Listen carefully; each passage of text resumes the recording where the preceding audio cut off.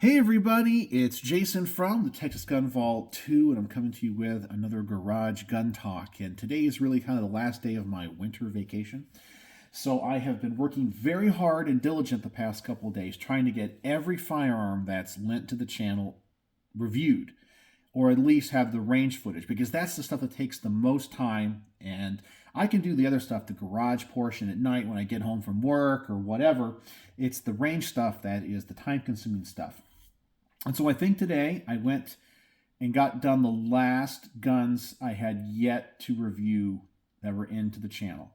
And I had to go to the 100-yard bay at my range. And I know it's only 100 yards, and with these guns, they're, can go much further, but it's just what I have access to.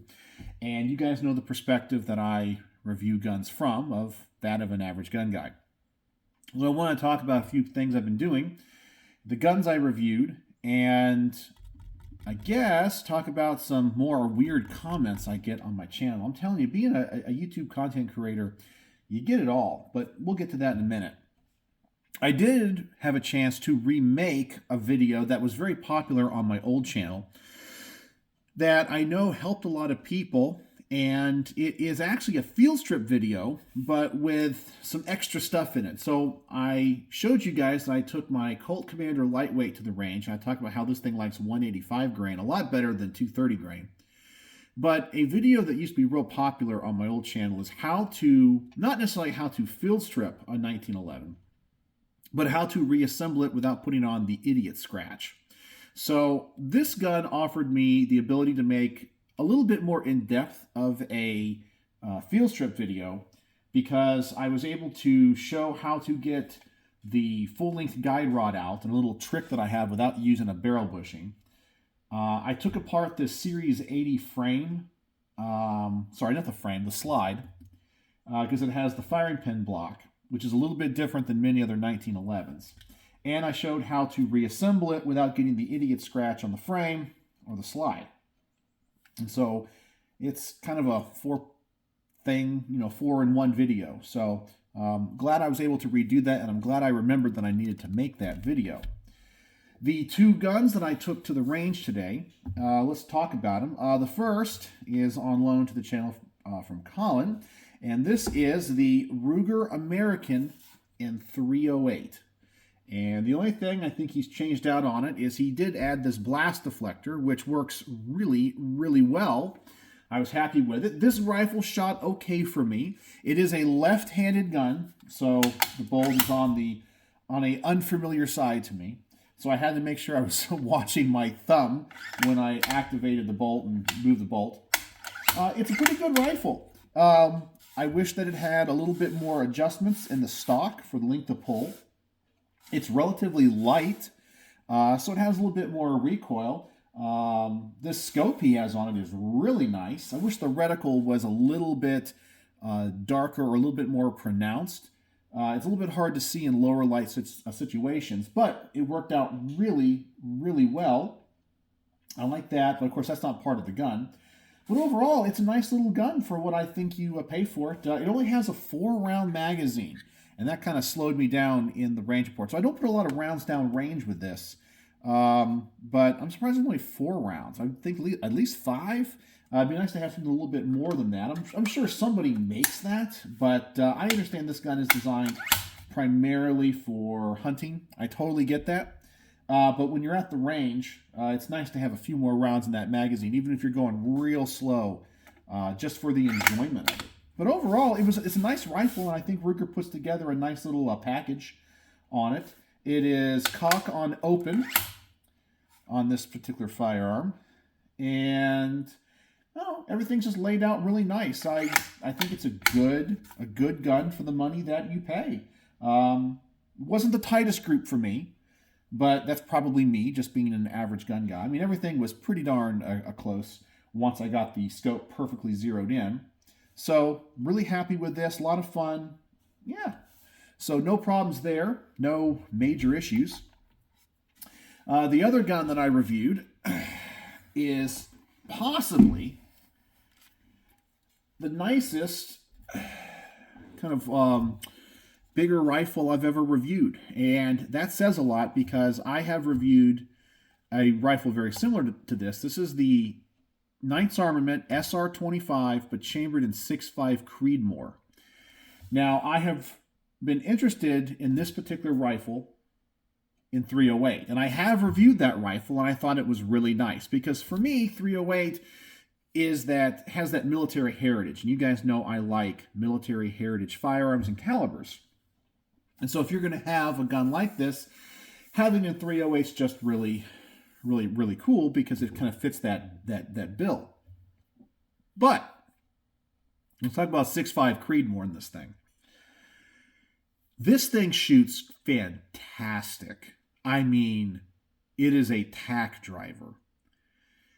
In that the shooting experience is also so pleasurable. In that 6.5 doesn't really have the same sharpness and recoil as 308, or at least on this rifle. It's very soft. It's more like a thud. This stock, this B5 Industry stock with all these adjustments on it for the cheek and butt plate and all that, this thing was awesome. I mean, it just made, as I said, the whole shooting experience was just fantastic from just top to bottom. With that, very nice, comfortable firearm to shoot. The muzzle brake on this, I was kind of worried about being a little bit too loud. It has a big old like 4-chamber or 2-chamber brake right there. And I was like, man, that thing is going to be loud. But actually it wasn't. It was pretty manageable. And even somebody a couple bays down, when they noticed I was shooting a Knights Armament and wanted to, kind of take a look at the rifle, and he was surprised with how low and quiet the gun was, at the range, being that it's an indoor range. I'm shooting 6.5 and I'm using a muzzle brake, and he's like, I'm not really hearing it or feeling it, 2 bays down. So really impressed with that. I don't know, this rifle is awesome. The only issue I had was not with the rifle, was actually with the scope, and more specifically the scope mount. So I just to get the function and the feel of the gun, I only started at like 25 yards. And then I go out to 50, 75, and 100. Because I can only go out to 100. I know this gun can go out to 200, 300, 400. I totally get it, okay? But remember, I am more interested in the mechanics and the history and the coolness of the gun than I am necessarily trying to, hit a target a mile away, okay? That's just not my thing. But I just like to shoot as far as I can as an average gun guy. And if I can shoot this well, I know someone like you guys that do train and do that stuff could do it even better. And of course, this awesome Night Force scope on here is a huge force multiplier. This thing is incredible. This scope is worth every penny of what I'm sure D paid for it. Which, by the way, this is on loan to the channel from D. You guys know he has an amazing collection. But anyway, I started this thing off 25 yards just to get the feel, make sure it functions, see if I discover anything about it I like or don't like. Ran great, super accurate. Went to 50 yards, great. Then I went to 75 yards, and all of a sudden, the group went from like this to like that. And I was like, okay, maybe I'm doing something wrong. I'm pulling a shot. I don't know what's going on. So I spent some time with the adjustments on the scope, and it was the same thing. And I got it on film.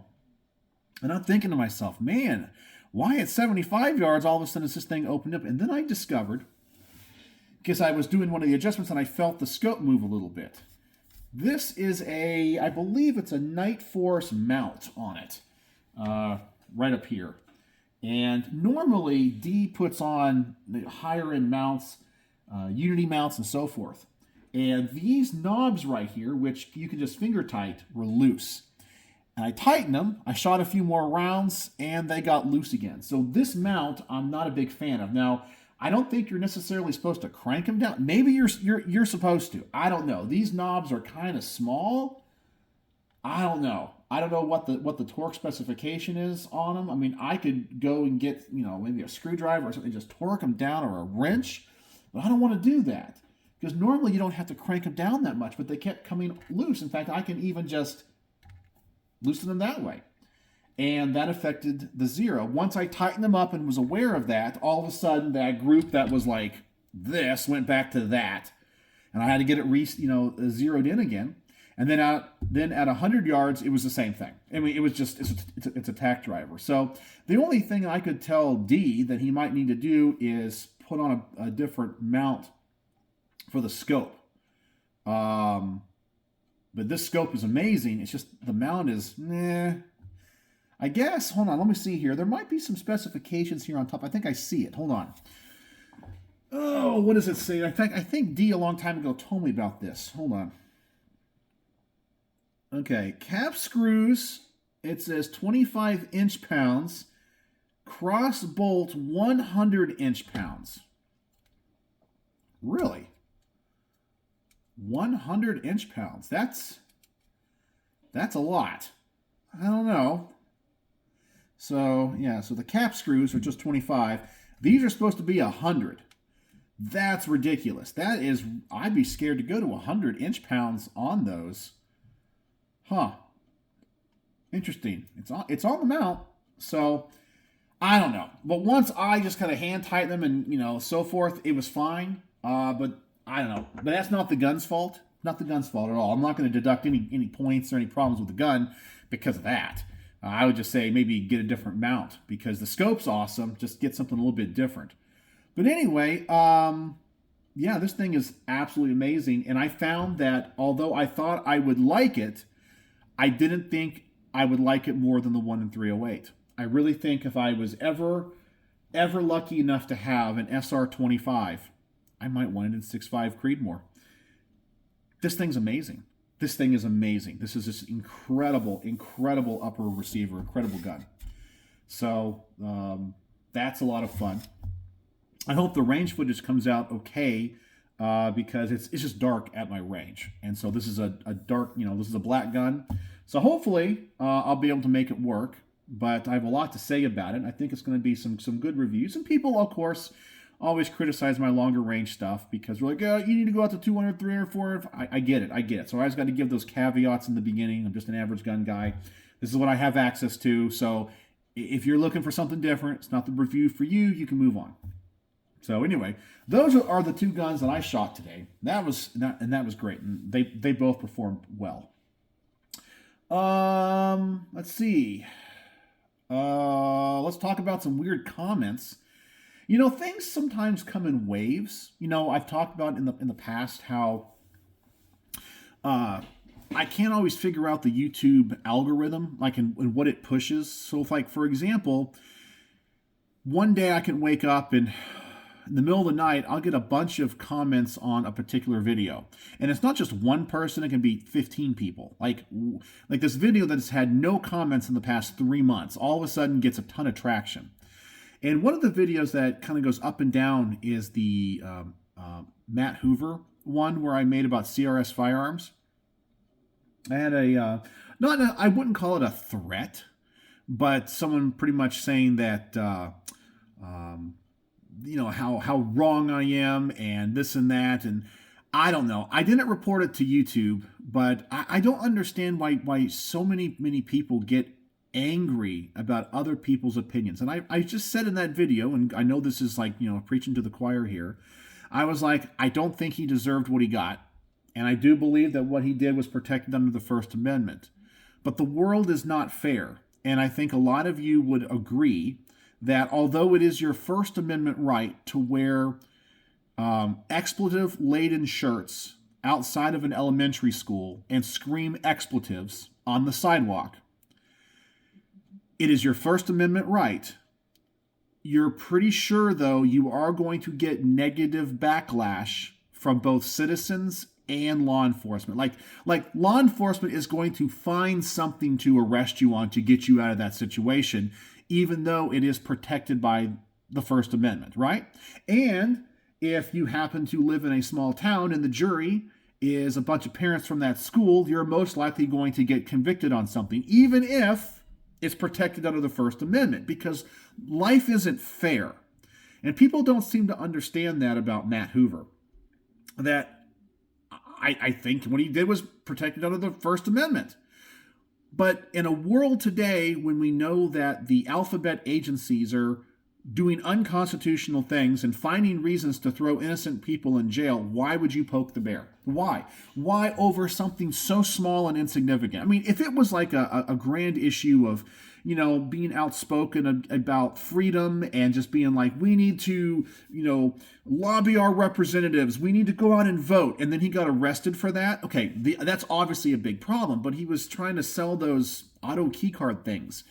And it's just like, what these government agencies are doing, and you're willing to risk going to jail over something so silly, like something that doesn't matter. If it truly is just a tchotchke novelty thing, why do it? Is it really worth that battle? You have to pick and choose that battle. But man, this one guy, I'm assuming it's a guy, was all pissed off at me, calling me a traitor, a bootlicker, you name it, man. Woo. And then I had a couple of comments on, I guess somebody finally realized that people can have different opinions, because I think it was on a review of my Beretta PX4 Storm chambered in 40 is what I did. I did a video on a gun like that, compact. And in that video, I don't think I give the gun that high of a rating. I was like, it's okay. It works, high bore axis. Might not be the gun for me. And this one person said pretty much that I'm an idiot and that it's one of the greatest carry guns of all time. And then he added the last line, which was, if you don't believe me, ask Ernst Langdon, of Langdon Tactical. And so I replied to the guy. I said something to the effect of, opinions are like buttholes. Everyone has one. But I don't get into the hero worship. And I totally get it that this guy probably is one of those hero worship YouTube consumers, and that if somebody that he likes something, it must be great. So for example, if you ask the same question of, let's just say, Jerry Michalek, and go, what is the greatest carry gun out there? He'll probably say a Smith & Wesson of some kind. Maybe a revolver, maybe he'll say some type of custom shop M&P. I don't know the answer, but I know he's sponsored by Smith & Wesson, and he's going to shoot whatever gun he recommends or say is the best carry gun really, really well. Just like Ernst Langdon, who modifies Berettas at Langdon Tactical, is going to say, well, the Beretta is the greatest carry gun of all time. If you ask Coleon Noir, he's going to say something completely different. If you ask the Yankee Marshal, he's most likely going to say what? Like a Ruger revolver, okay? So just because somebody you like has an opinion doesn't mean that it's fact. And it's not going to change my mind if your GunTube hero has a different opinion than mine. I base all my opinions and videos off my personal experiences with those guns.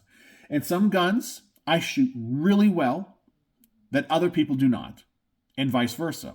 There are some guns that I watch review after review. It's the most accurate thing ever. It's amazing. It's the most ergonomic gun. And I shoot, I'm like, this is not the gun for me.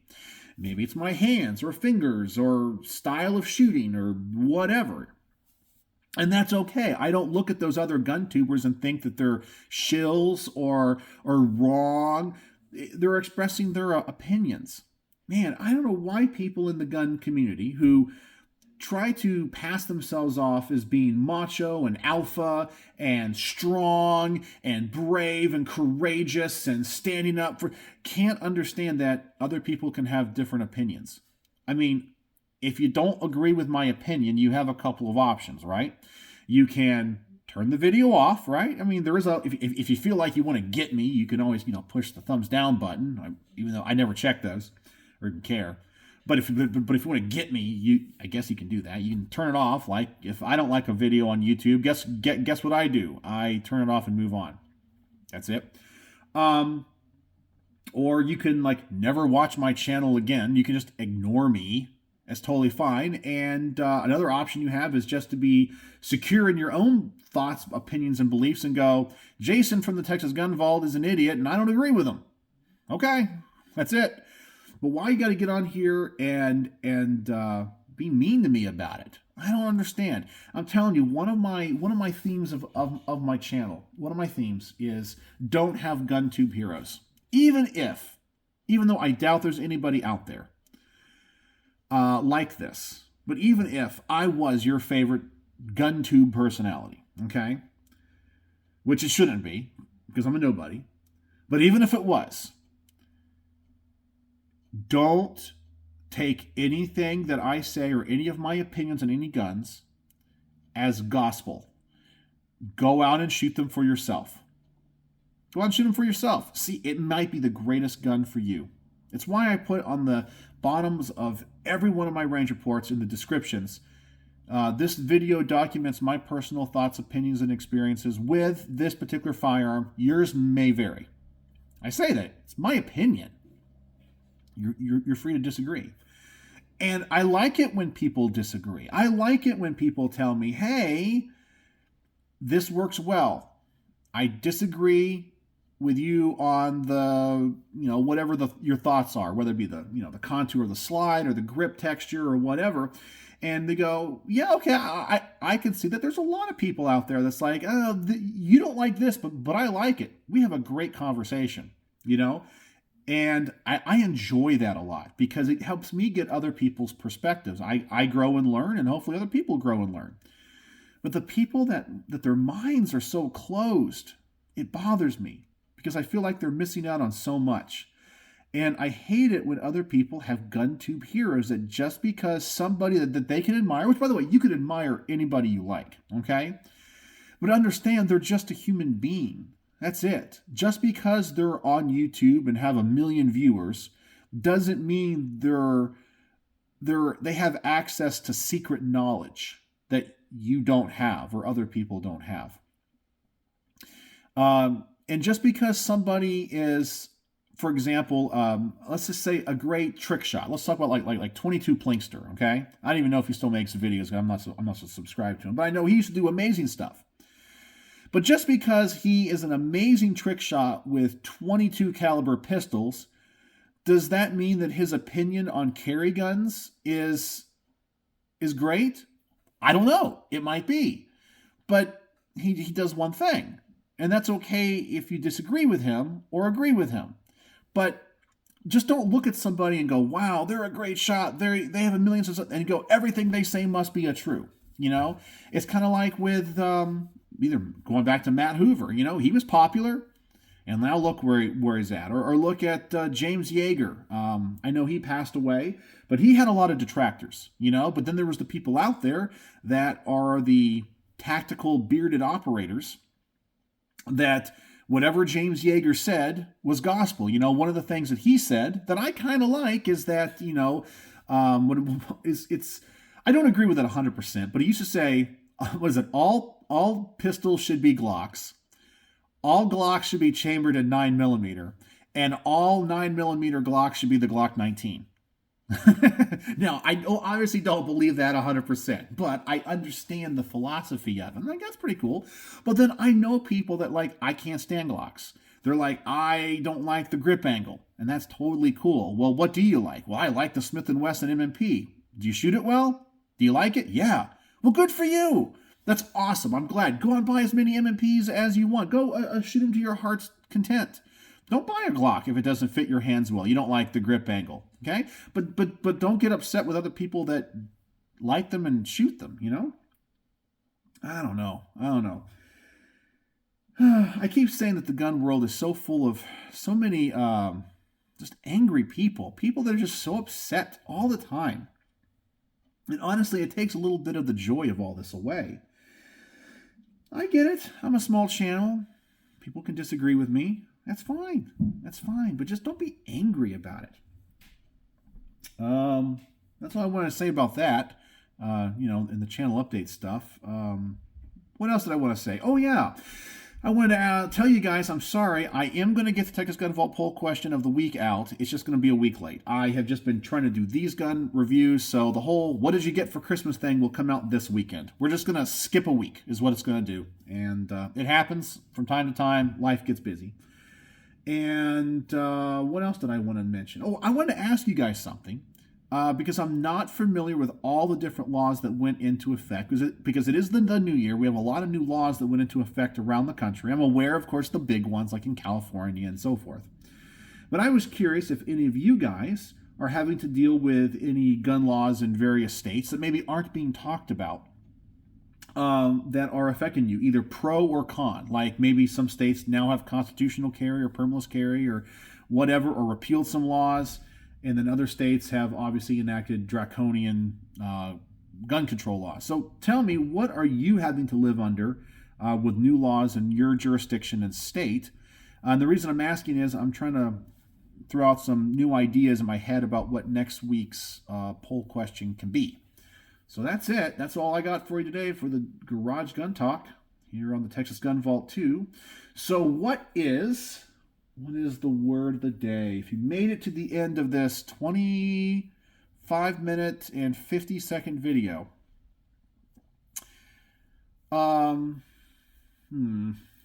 because I had problems with the mount on this scope, mount is the word of the day. I'm sure you guys can be creative on that one and figure out how to use that in the comment section. So I know you made it to the end. And anyway, but that's it. Hope you guys are having a wonderful day, wonderful week. I'll try to get these reviews done, or at least started, so my Patreons will see them soon. And I guess that's it. And then I'm real proud of myself because I think I got through like 98% of all the videos I wanted to over my vacation break. And now it's on to new stuff. So anyway, I hope you guys are doing well. So, as always, thanks for watching.